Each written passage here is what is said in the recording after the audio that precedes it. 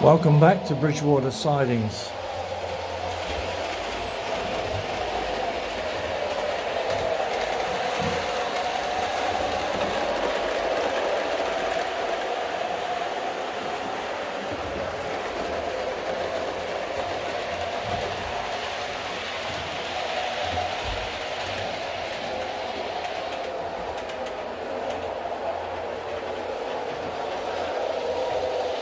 As you can see,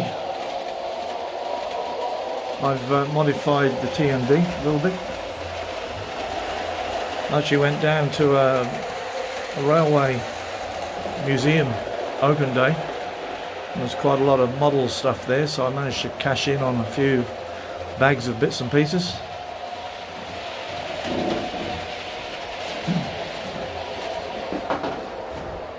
I've got a couple of carriage jacks. These ones here, I've got to use a stick because if I put my hand over there I'll break something.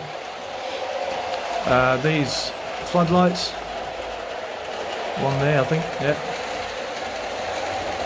And a few people and skip bins and all sorts of little bits and pieces like that.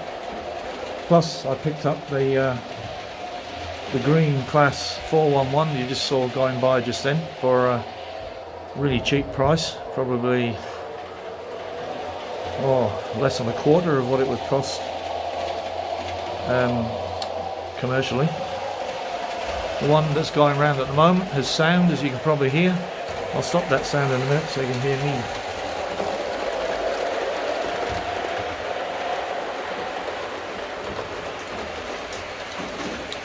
In a few minutes I'll turn the lights back on so you can see a few other things I've done. I still haven't got round to doing something with this area here. I was going to put hard standing in, but I'm not sure what to do with that yet. I might put just coal dust type stuff down there. But it doesn't look too bad. And when I turn the lights on, you'll see those huge great bottle tops extractor fans I had, I've taken off. On the top I've just made a more believable one. I've put two floodlights in the front which are shining out here.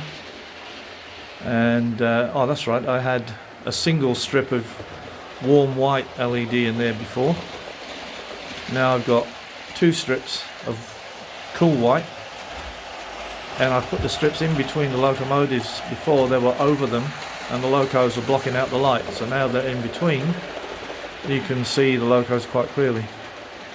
Probably need to put another strip light in this one, but at the moment it doesn't look too bad. There's a 66 in there, a Deltic, and two 37s in there at the moment. And there's a class 25, which is an old Hornby Ringfield motor in there. It goes, sort of, but it looks good just parked there at the moment. Okay, I'll just put the lights back on. I'll just show you, show you the main station whilst the lights are still off. They look good, the class 411s, don't they?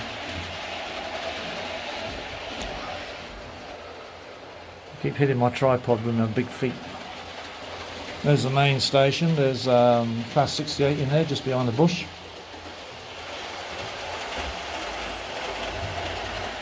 Most of the locomotives and carriages I got here from a deceased estate at a fraction of the new cost, and they're all brand new, never been used. So it pays to shop around. Okay, I'm just going to put the lights on.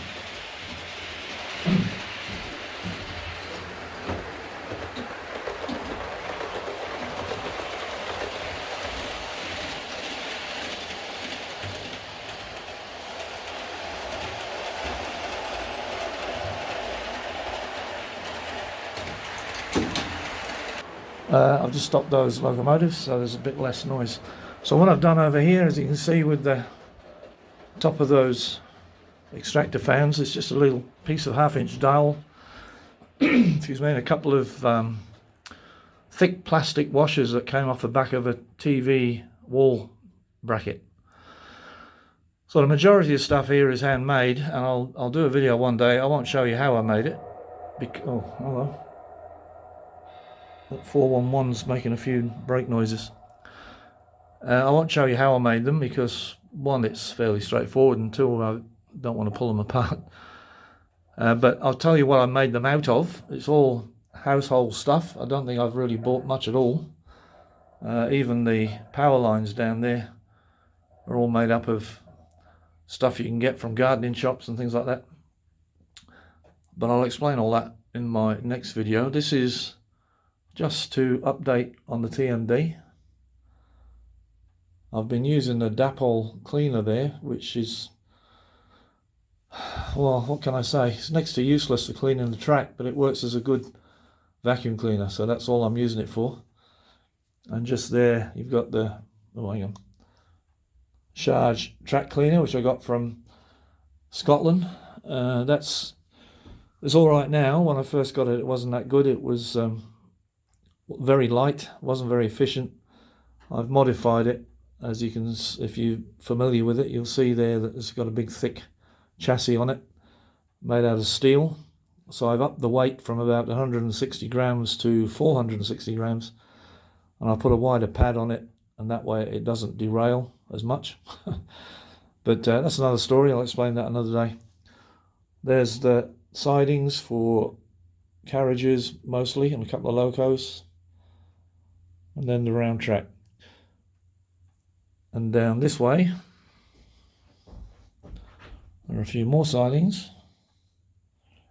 That's where the old TMD used to be, and eventually where that class 50 is, I'm going to run that track right round the door and back to join up with that section over there. I'm just going to go over there in a minute and I'll show you a few things there. I messed up the video. The idea was to join the two together, but it timed out. I haven't figured out yet how to use the editing program that I've downloaded. In fact, at the moment it makes no sense at all, so I'm trying to put these two videos together to make it one. Anyway, we'll see what happens. If it doesn't, I'll have to load them up as two separate ones, but one day I'll figure out how to use the editing thing. Anyway, this is the junction station. It's a dead end station. I haven't got a name for it yet, working on that. But I'll just run these trains through and then we'll call it quits.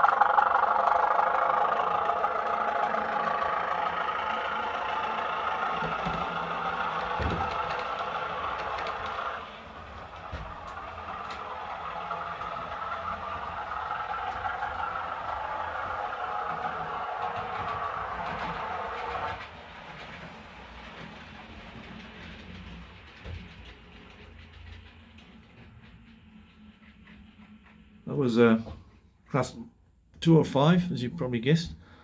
The other one's a Brighton Bell. Doesn't have sound, unfortunately. It's a Hornby one, and it was a very poor quality machine. Hang on, that's right, I'm back now. I had a lot of trouble with it. I only was able to find one decoder, which was a Digitrax, I think it was, that would work in it. All the others, the motor is so stuttery.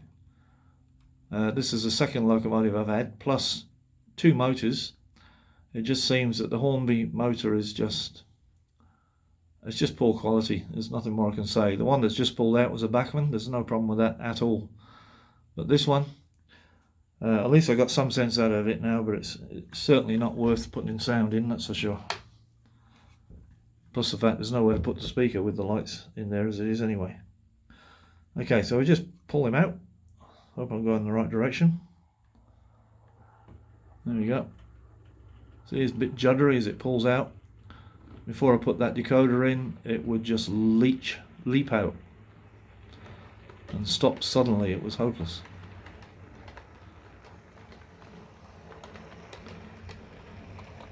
Anyway, I'll get the hang of these videos one day, get them sorted out.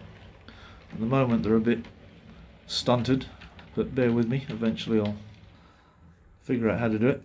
Next video I do will show you or tell you what materials I use to make all this stuff. All the stuff you see now is handmade, from, well, apart from the fence and a couple of trees I bought, but most of the trees are hand built, handmade, and all the foliage and stuff is.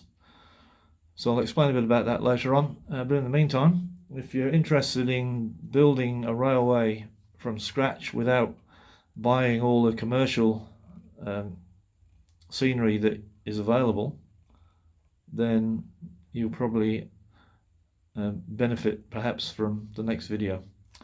Anyway, I'll leave you to it. Thank you very much for watching, and don't forget to like and subscribe and all those things, and we'll see you next time.